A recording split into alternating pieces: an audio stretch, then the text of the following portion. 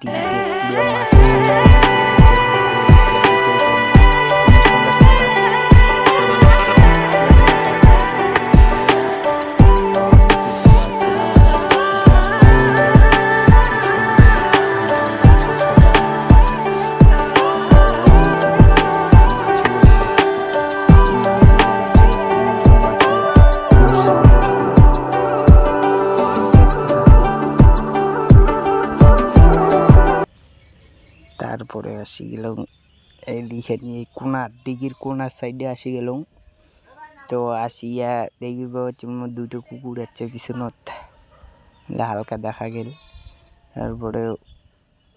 OTO মাছ মারি হচ্ছে ওইটাই শালাকার মানে প্রথমের সেটা যে দেখালাম ওইটাই আর কি